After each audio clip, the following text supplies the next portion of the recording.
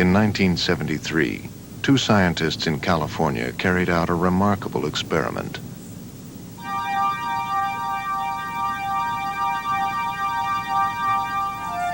The driver of this car had told no one where he was going.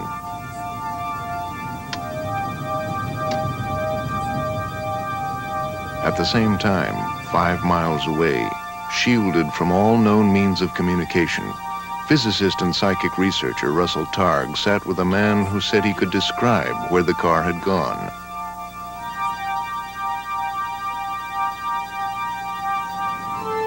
Science has no explanation for what happened next. These are the first words the man spoke. I'm seeing boat dock, boat jetty. Yes, definitely. Lots of little boats. Motor launch, sailboats. Definitely. Boat dock or jetty.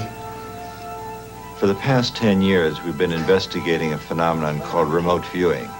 Flashing. We found that many individuals are able to accurately describe what's going on in distant locations, blocked from any kind of ordinary perception.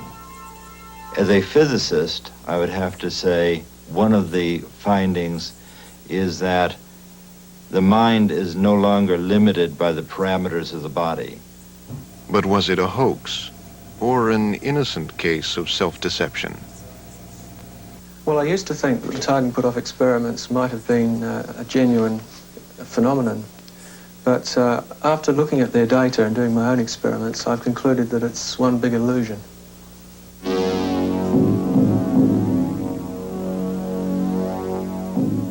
Early laboratory tests of extrasensory powers did suffer from inadequate controls. And a lady, a goddess, came walking over the ocean, and in her right hand, she let loose a butterfly. But in response to criticism, experimenters have improved their methods. I believe anyone who dispassionately looks at the experimental work in this field will come away from it feeling that there is certainly something here that deserves further investigation. The majority of the scientific community doesn't believe in the existence of psychic phenomena, and I'm afraid that demonstrates that the majority of the scientific community is simply ignorant. Okay, right, I'm just going to put the headphones on you. But ignorance is no explanation for researchers who have tried to find ESP and failed. The other possibility, of course, is that there's no ESP anyway, and that I just don't get results because it's not there. So is all this research effort a monumental waste of time? Or is science developing a new understanding of our world, one which may vastly extend human powers?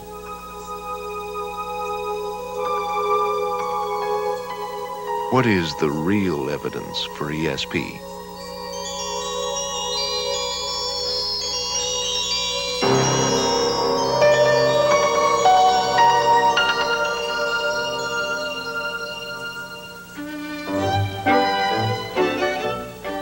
For the Victorians, mind reading was a parlor game.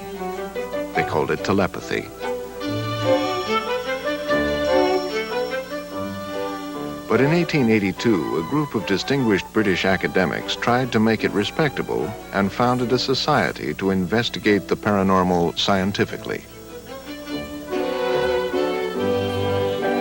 Although their main interest was in contacting the dead, their first research project concerned the living.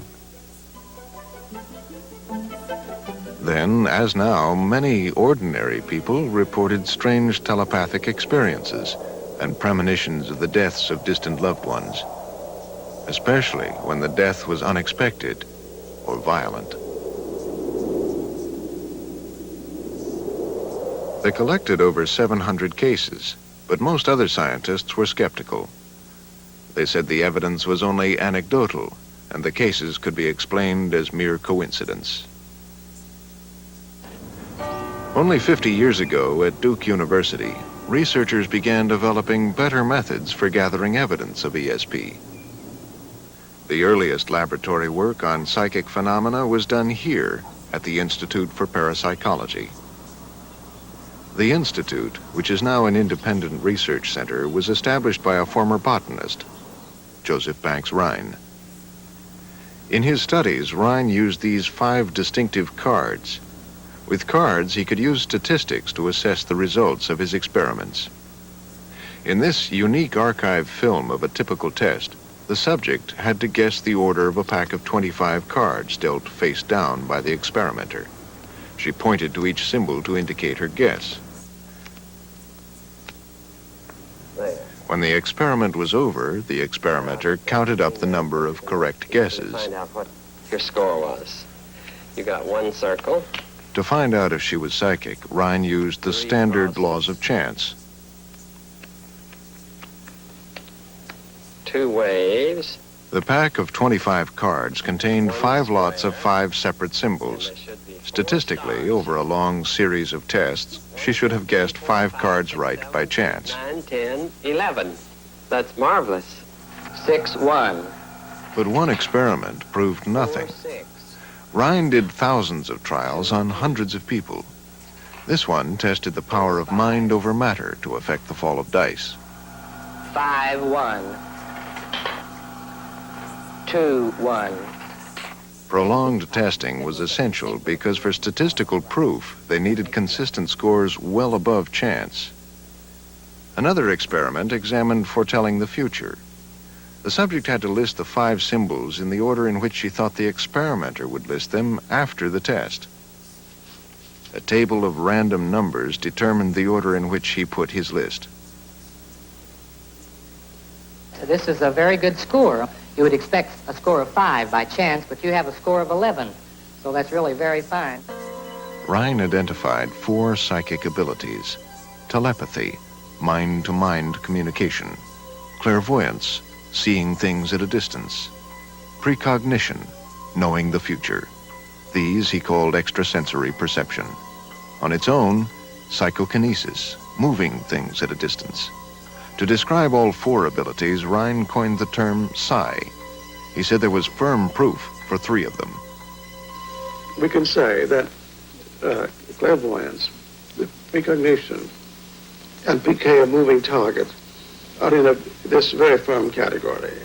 It begins to look as though it's the capacity, psi capacity in general, including ESP and PK, is a natural property, natural capacity.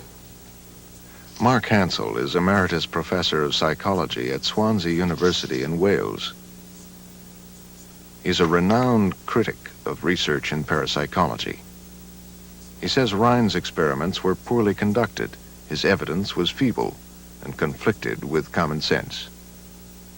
There are plenty of cases of everyday activities which, if telepathy were possible, or precognition, or psychokinesis, this would become quite manifest. If anybody was telepathic, they should be able to quite easily demonstrate the effect to anybody. I'd be completely satisfied by just talking to the person for a few minutes and asking them to say what I was thinking of. No difficulty. With the experiments, there'd be no difficulty if one could confirm the result. But the plain fact is that they don't confirm. The results are entirely what one would predict from a normal knowledge of the way people behave in experiments and the way people... on the past history of the subject, for example, which shows that there is a very, very high incidence of both experimental error and straight outright trickery in parapsychology. Fraud has occurred in parapsychology. British researcher Dr. S.G. Soule altered experimental records to improve his subjects' telepathic scores. Walter Levy, Rhine's protege, admitted to tampering with the machinery recording his tests of ESP in animals. When Rhine found out, he urged all parapsychologists to tighten experimental controls and have their work replicated by others. But Rhine faced another problem. Many of his subject scores declined as testing continued. In the 1950s, at the City College of New York, Professor Gertrude Schmeidler, an experimental psychologist, developed a test which improved on Rhine's results. Using a random number table, she drew up a list of 25 ESP symbols. Then Schmeidler locked the list away to prevent any cheating or fraud.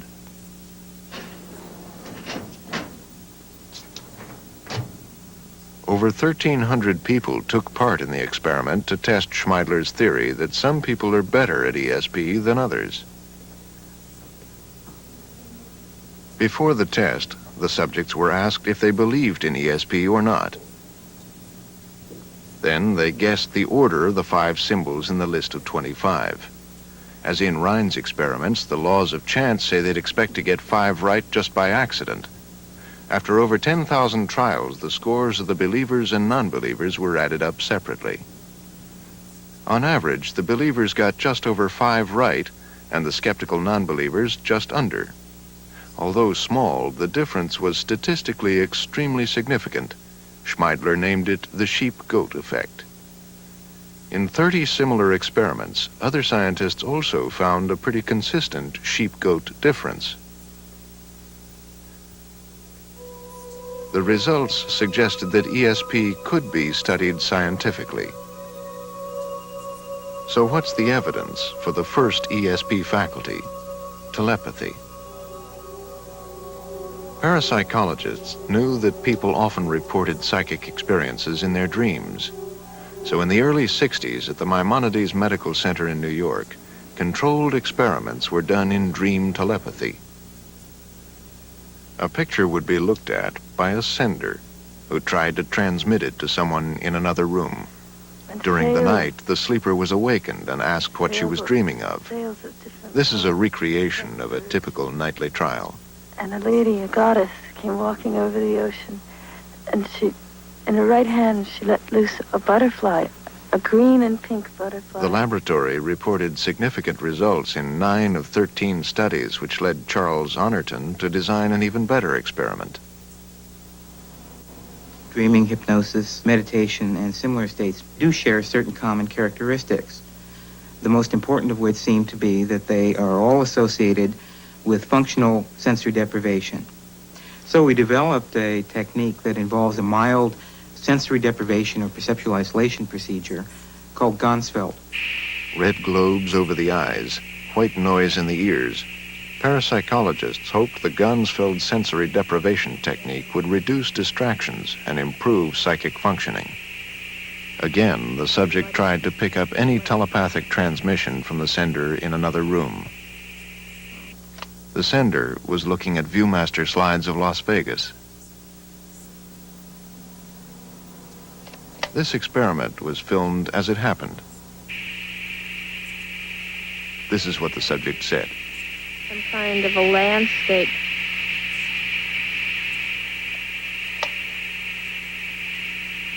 It's the name of a nightclub. Marquees, nightclub marquees, just seeing them. Nightclub marquees in Las Vegas. It seemed a direct hit, but for later statistical analysis, the experimental protocol required the subject to examine 4 groups of slides and choose the one which was closest to what she'd seen. There are a lot of things here that seem to correspond with the imagery that I was getting. It is. Yeah, Las Vegas. Las Vegas. Yeah.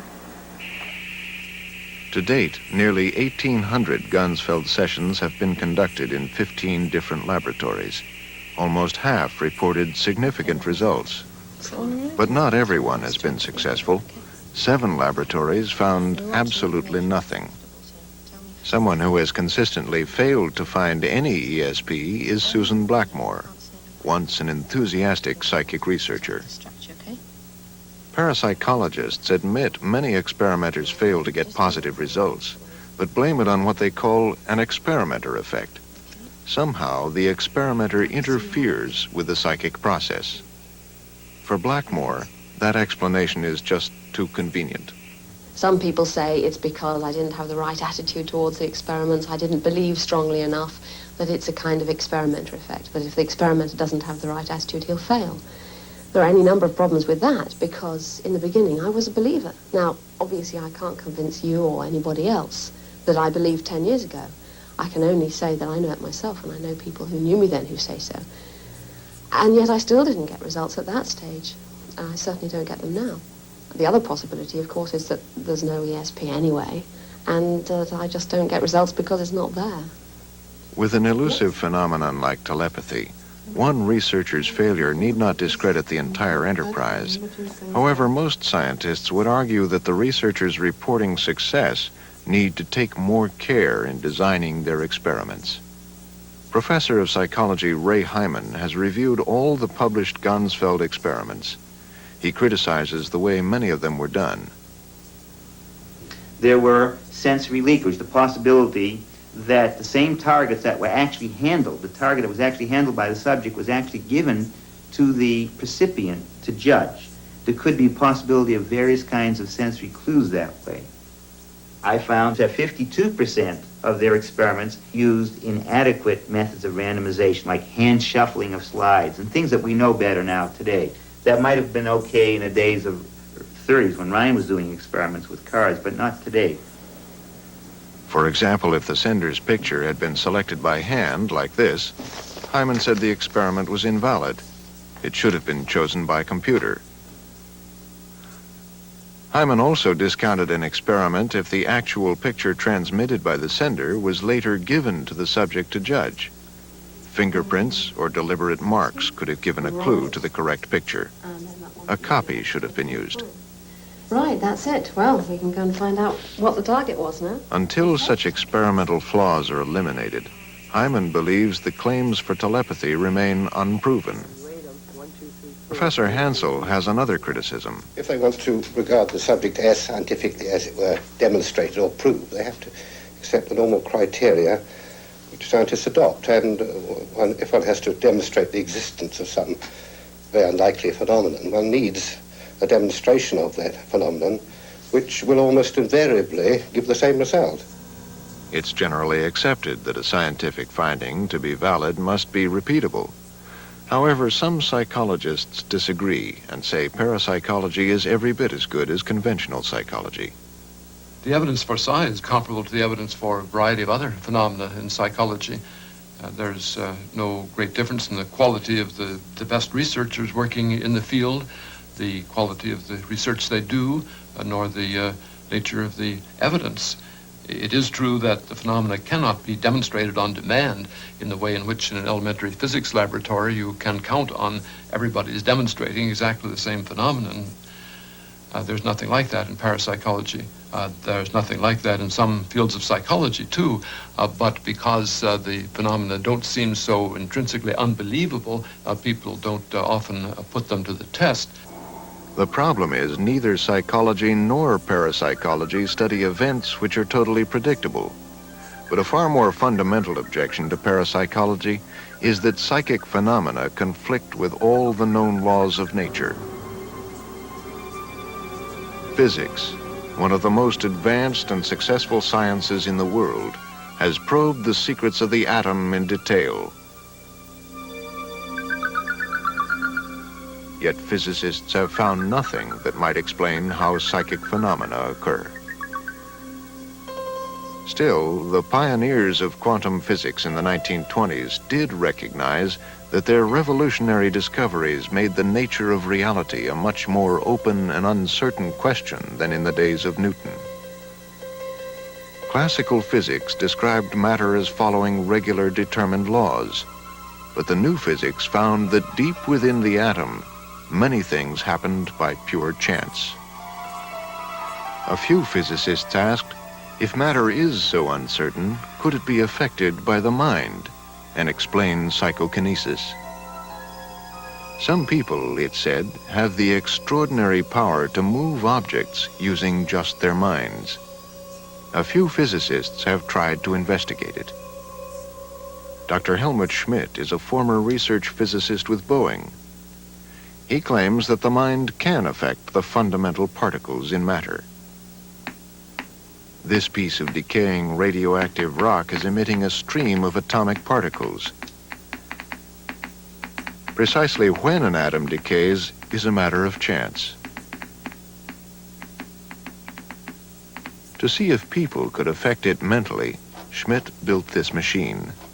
Inside, a radioactive source triggers the lights to go a step one way or the other, completely at random.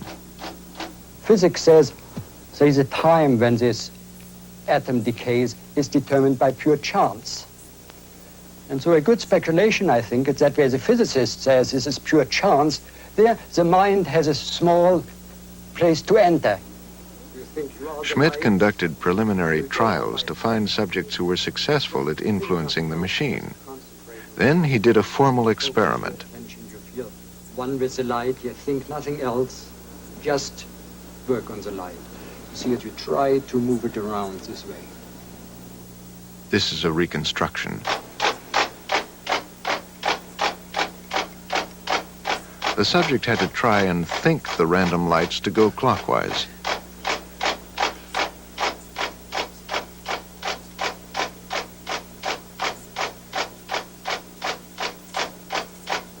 Are you ready to go? Ready? The second subject had to do the same. Go.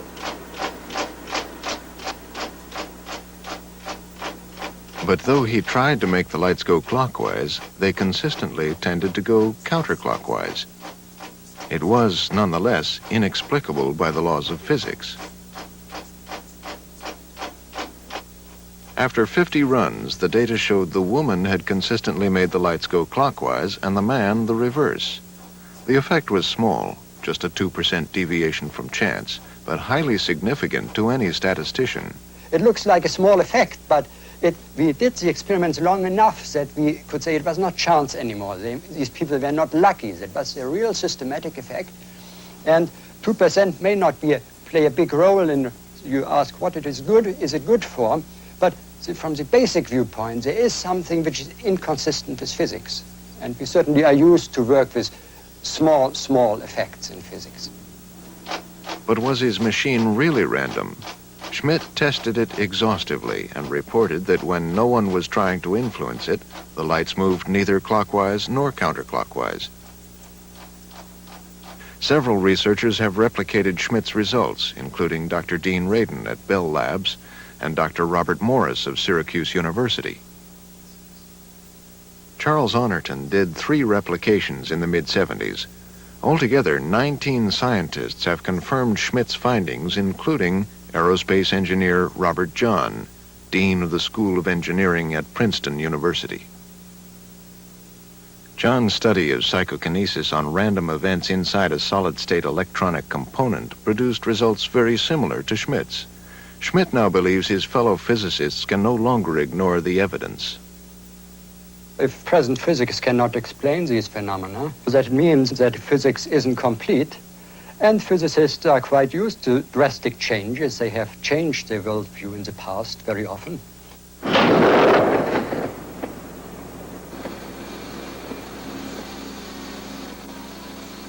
Helmut Schmidt's not the only physicist to pioneer experiments in psychic phenomena. Others have joined him from the high-powered world of the laser. In 1977, 2 laser physicists published an account of their research at the Stanford Research Institute in California. Harold Puthoff is a laser patent holder, like his colleague, Russell Targ. And they've made an intensive study of the 3rd major psychic faculty, clairvoyance, the ability to perceive things hidden or at a distance. They called it remote viewing. For the past 10 years, we've been investigating a phenomenon called remote viewing. In this experimental series, which has been carried on now with hundreds of subjects in the laboratory, we found that many individuals are able to accurately describe what's going on in distant locations, blocked from any kind of ordinary perception. Can you tell me about Targ and Puthoff began their first formal experiments in 1973 with a psychic, Pat Price. Typically, they were done like this. While Targ remained with Price in the laboratory, Puthoff left with a colleague for a nearby location without telling Targ or Price where he was going. At a prearranged time, Price tried to locate him. The electrically shielded cage guarded against radio contact. The Price experiments are among the most challenging in the whole history of psychic research, so we are reconstructing them in detail, drawing on the records and transcripts of the original experiments. Pat Price was a police commissioner and a firm believer in psychic powers. He felt he used his ESP skills often in daily life. Price died in 1975. What do they seem to be doing at their location? An actor speaks his words. Well, they seem to be high up in a tower. I keep flashing on Coit Tower. I see there's red roofs, tile floor and roof. Now they're walking through colonnades. It seems to me it's a building, a separate building by itself, a library, a museum of some kind. Could this be Hoover Tower at the Stanford campus? It was. Puthoff had gone to the top of the Hoover Tower. Below him were the red roofs and red tiles as described by Price. Price had also correctly identified colonnades and the fact that the tower contained a museum and library. But was there a flaw in the experimental procedure? Hoover Tower had been selected from 60 possible locations, which were kept locked away. Not knowing these locations, Russell Targ could not give Price any inadvertent cues. A mini-computer had been used to generate a random number indicating the envelope to be chosen. In another experiment, the target chosen was a local marshland nature reserve. I get this image of crosshairs, looking at crosshairs. Well, getting closer, it's more like an intersection. I get the feeling of a botanical area with crosswalks, very geometrically laid out. A direct hit. But notice the catwalks can only be seen as crosshairs from the air. Another target site, swimming pools. I get the impression of a water treatment plant. It looks like water storage tanks. It's a service road down here. Price sometimes drew what he saw. Chain link fence. We were surprised at the accuracy that Price was able to generate in his transcripts. In one of the cases where the target was a swimming pool complex, he actually described the dimensions of the pools to within 10% of their physical size. When he looked at the various sites he was able to describe for us, it was as though he came zooming in from thousands of feet in altitude, scanned the Bay Area until he found the people at the target site, and then described what they were looking at. It was not as though he was reading their mind, because frequently he would describe items at the site that the outbound experimenters hadn't even seen. For the fourth experiment, the laboratory director took matters into his own hands. Wondering if there might be some hidden flaw in the procedure, or indeed outright fraud, he drove out of SRI with Puthoff, deliberately having no idea of his final destination.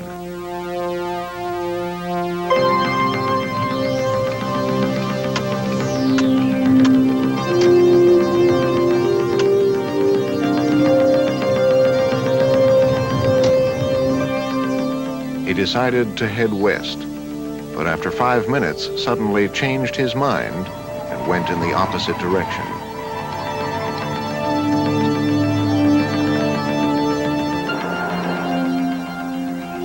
And then continued changing direction.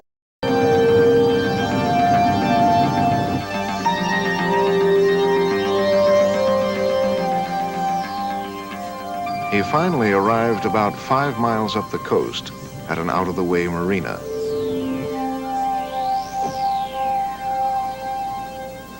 What I was seeing is a boat dock or a jetty.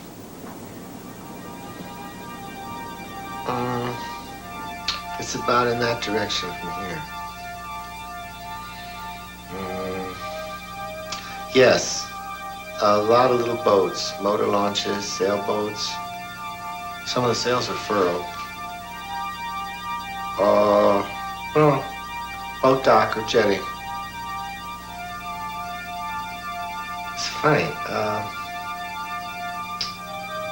Someone flashed in. Chinese or Japanese pagoda-like effect. Does that pagoda effect have anything to do with the boat dock that you saw initially? Is that near where they're standing? It's behind them.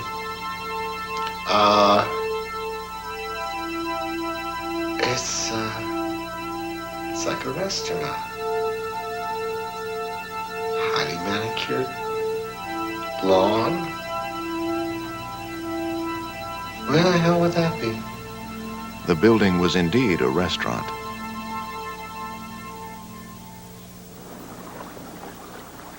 That summer, Price did 9 remote viewings in all.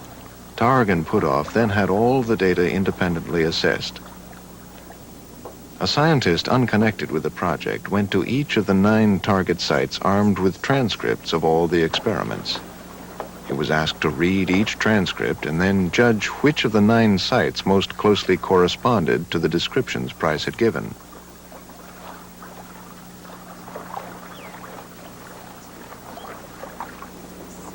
The results confirmed how accurate Price had been. Out of the 9 sites he had remotely viewed, 7 of his descriptions were clear enough for the judge to correctly match them to the actual site. Inevitably, results like that have drawn the critics' fire.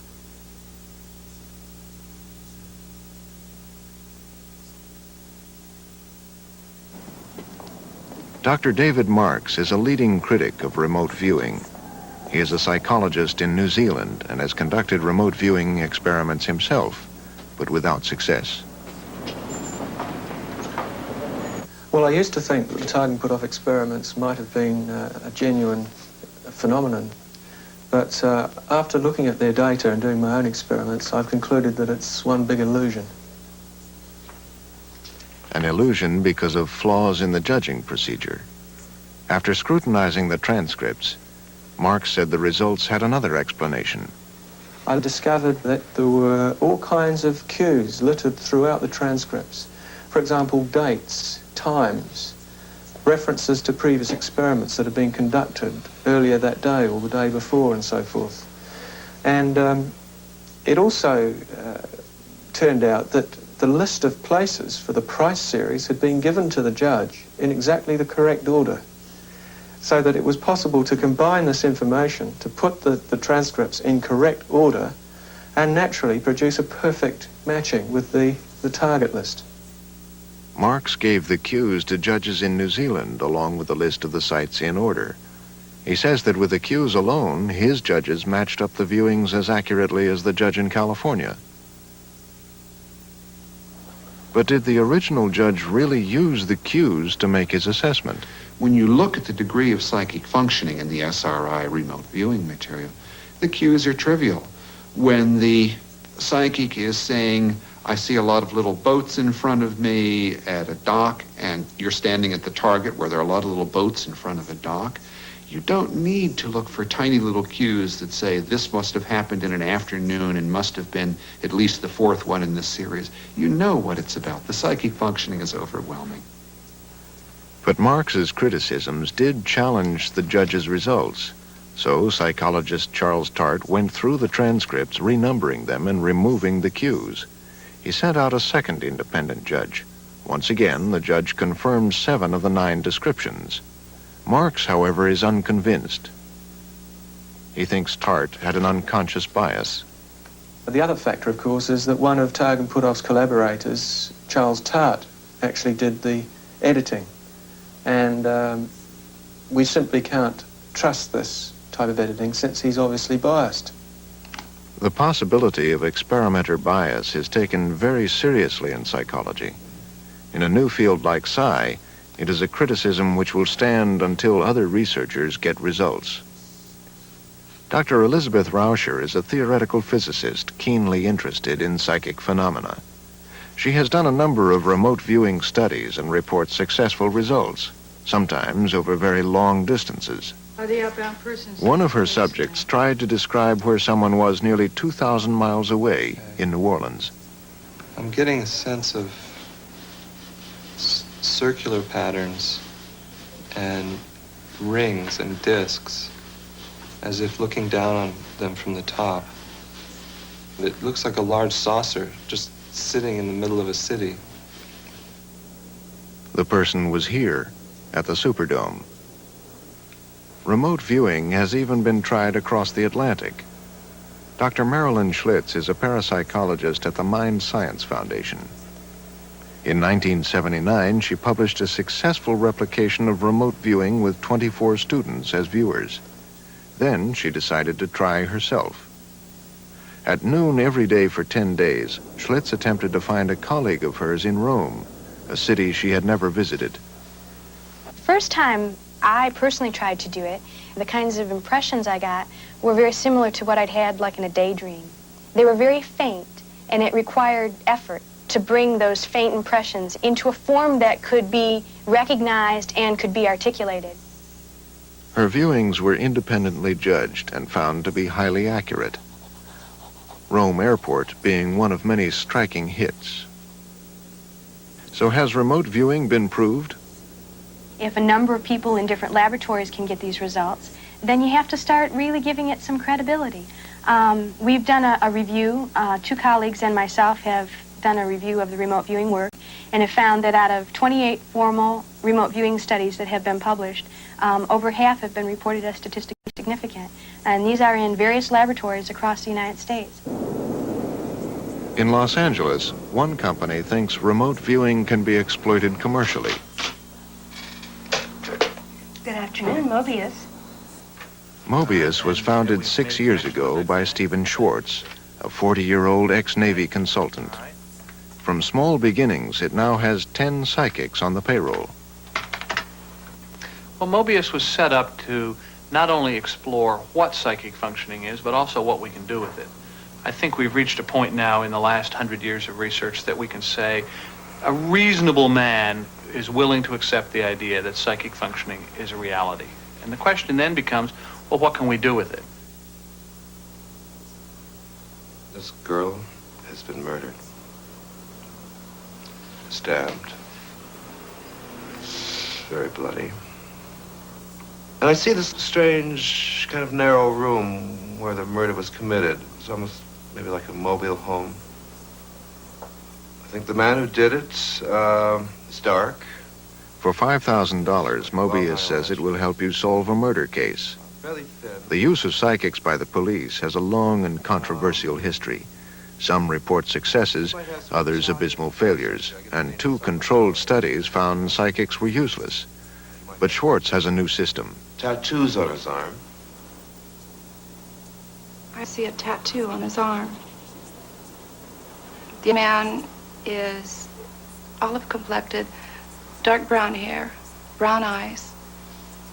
He has a mustache. He's very clear in my mind's eye right now.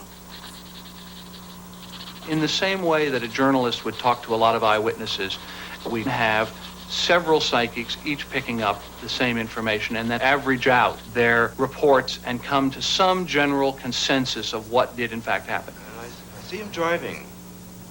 We need to stop thinking of this as something that is occult or weird. We need to begin to think of this as a kind of remote sensing technique that has a signal-to-noise problem. In Lancaster County, Pennsylvania, the police had 2 unsolved cases. As a last resort, Michael Rank, district attorney at the time, enlisted the help of Mobius. The case we saw earlier is still sub judice, but Rank was prepared to talk about the other, the case of a missing girl. I sent Mr. Schwartz a photograph of the missing girl and told him that we had a 14-year-old girl who was missing and we'd like to know her whereabouts and her condition. 2 psychics were given this photograph and nothing else. Both of the respondents indicated that we had a dead person rather than just a missing person who was alive some unknown location. Unfortunately, this proved to be the case. Rank said the psychics were also accurate about where they'd find the body. it's impressed me enough to try it when we don't have anything else going. I think that naturally you couldn't use this as an investigative technique in every case. But if you've run down all your leads and you've got no place else to go, I think that it can give you some fresh approaches and it can stimulate the thought processes of the investigators. Mobius has also ventured into archaeology. In 1979, Stephen Schwartz organized a team of psychics to explore for remains of ancient Alexandria. Where the psychics' impressions coincided, archaeologists searched for finds. Underwater, they discovered extensive ruins. Mobius psychics also located a Byzantine city, telling archaeologists where to dig for this building and describing many of the objects they would find. The psychic is a kind of remote sensing device which will provide us with a signal that has useful information in it. This is not a cure-all. It is not a magic bullet. It is not weird. It is a new tool that needs to be studied and that I think has a contribution to make to both science and humanity. The U.S. is not the only nation where psychic powers are being explored as potentially useful tools. Russian scientists have studied several subjects who claim to have extraordinary psychokinetic abilities. Nina Kulagina could reportedly move small objects without touching them.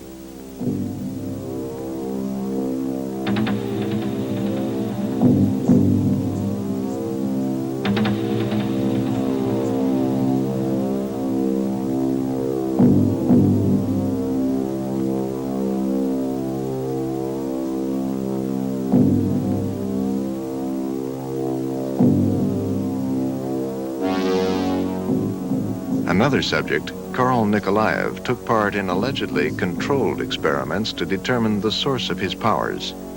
He claimed to be able to light a lamp at a distance of 2 meters.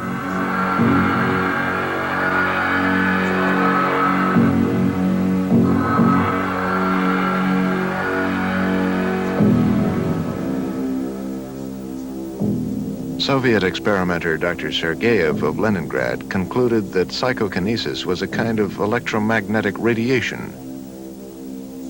These experiments were performed in the 1960s. Little of what the Russians are studying today is known in the West. But studies by the United States Defense Intelligence Agency conclude that the Soviets may be exploring the use of psychic powers to control people's behavior. Could parapsychology have military applications? Professor Charles Tart has studied the possibility. I would like to think, as some people believe, that psychic powers somehow come from some high spiritual level and can only be used for good. But I don't know anything else in this world that can only be used for good, so I'm afraid there are military uses for psi. For over a decade, the U.S. government has also been funding psychic research at SRI, where Targ and Puthoff did their experiments. From the few unclassified accounts, it's clear they've been working on an extraordinary version of remote viewing. They called it Project Scanate, and it involved a number of psychics, among them Pat Price, the policeman, Ingo Swann, a New York artist, and Hella Hammond, a photographer. Scanate stands for scanning by coordinate. The principle was to use the lines of latitude and longitude to remotely view anywhere on the globe. Only a few examples have ever been published. In one experiment, psychic Ingo Swann was asked, "What do you see at 49 degrees 20 minutes south, 70 degrees 14 minutes east?" Those were the coordinates of a small island in the Indian Ocean, the French island of Kerguelen.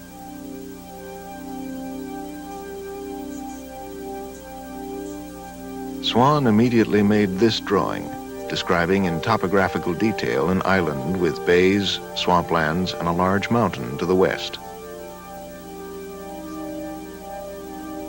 Hella Hammond, who also took part in Project Scanate, answers one obvious objection. People will say, oh, well, she knows her geography very well, and that obviously must be in the Indian Ocean and so on. We've done a lot of it, of translating the coordinates into binary numbers, which I have absolutely no idea what binary numbers are, other than it's a series of ones and zeros. And that worked very well.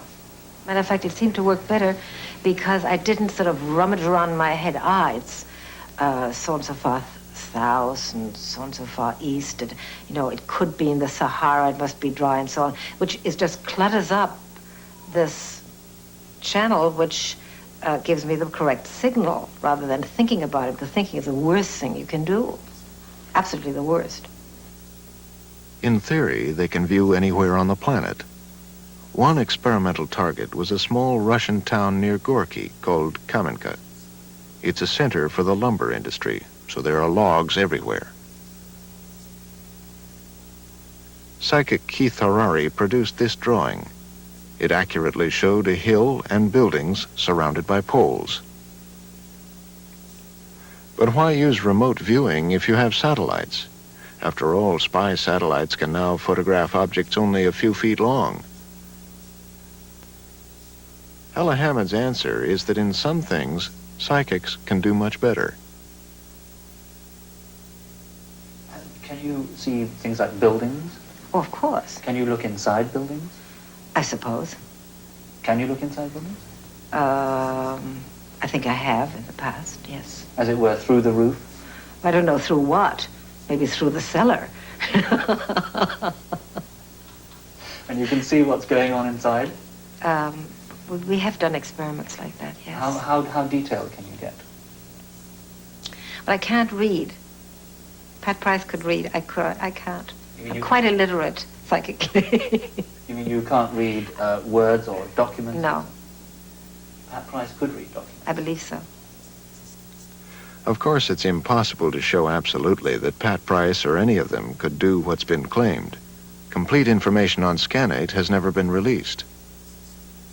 I'm sure that military research in Western countries on psychic stuff is inevitable for balance.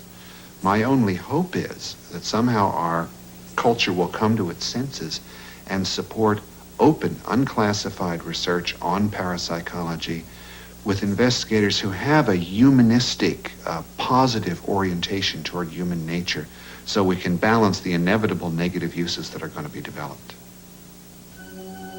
Of all psi faculties, precognition, or foreseeing the future, is the greatest challenge to our concepts of space and time.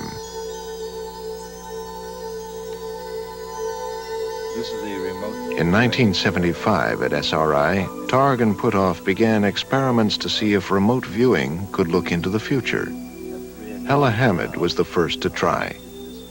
This is a brief reconstruction of an experiment. Where, she was asked, would Puthoff be in half an hour's time?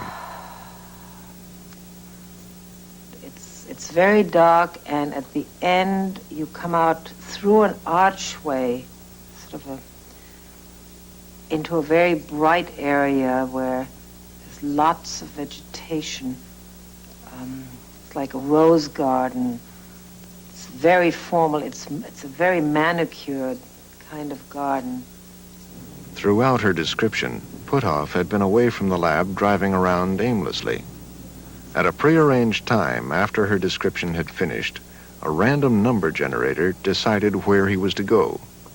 There were 9 envelopes, each containing a different location. Any one of them could have been chosen. The random number generator said 6, and 6 said, go to Stanford Hospital Plaza.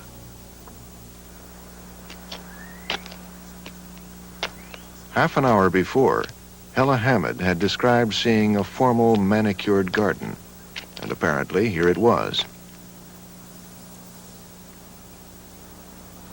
The next day, another experiment. Got a quick flash of a black pointed area, like a head of an arrow. He walks into it. It's like a triangle that he walks into. Half an hour later, the randomly selected envelope said, go to the swing in Alma Park. This time, she not only saw into the future, but heard it, too.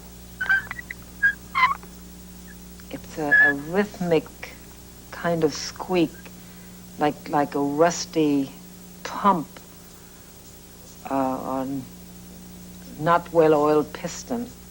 just a very rhythmic squeaking.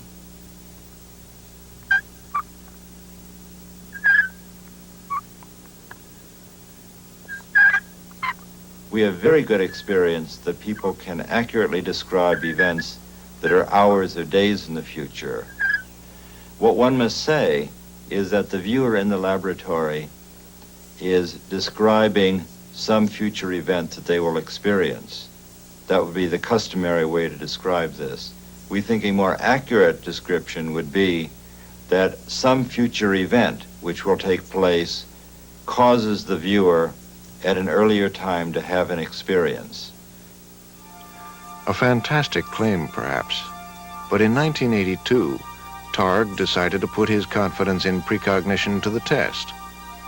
With a businessman and a psychic as partners, he founded Delphi, a company which took psi into the marketplace. Tell them what we're doing. From October through December of '82, Delphi psychic Keith Harari made 9 predictions of future silver prices. He predicted on a Thursday whether on the following Monday prices would be up or down, and whether the change would be more or less than 25 cents. All 9 predictions proved accurate, but was Delphi merely following a trend in the market? John Rendy, Delphi's broker, says no. The market in between September and December has been generally in an uptrend. Silver prices have been going up, but some of the more spectacular and successful trades were actually on the short side. That is, they sold before they bought back. So in other words, they were making money in anticipation, or they were making a prediction in anticipation of the market coming down, so going against the trend. The broker traded on 7 of the 9 predictions, netting over $100,000 for Delphi and more for the company's clients. We asked an experienced commodities trader to comment. Well, again, being right in anything in life 9 times out of 9 is unheard of, absolutely unheard of. And in this business, it's incredible is a weak word. I'm trying to think of a better word. It's, I would say impossible. I'd like to see it done. After their initial success, Delphi's next attempt to use the system failed. Delphi thinks they have figured out the problem. Meanwhile, they are exploring different applications for ESP. The episode fits a familiar pattern. Claims of spectacular psychic success, which has not been repeated. Believers point to Delphi's profits and say the odds were over 200,000 to 1. Skeptics say to be convincing, it must work more than once. Unless psychic powers become more controllable, the skeptics will persist. But meanwhile, people in science, business, and the military are seriously exploring the paranormal. We've been working for so long trying to figure out how it works. We know it works, you know, with all the controlled experiments, but we don't really have very much idea how. What it says is that modern physics is incomplete in many ways and is presently inadequate to describe the data that we've accumulated over this past 10 years research. The physics isn't complete, and physicists are quite used to drastic changes. They have changed their worldview in the past very often. I don't think we know that much about the universe. And in fact, the exciting thing about psi is that while it appears to violate some of our known physical laws, understanding psi and beginning to fit it in with the other things that we know will mean we'll have a greatly expanded and more effective understanding of the ordinary physical universe. That's the challenge. That's what's really exciting.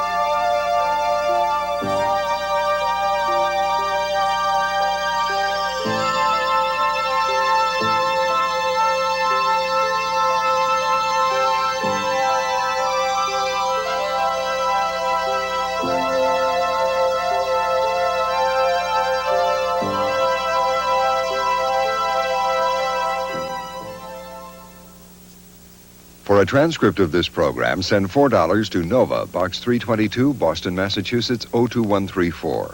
Please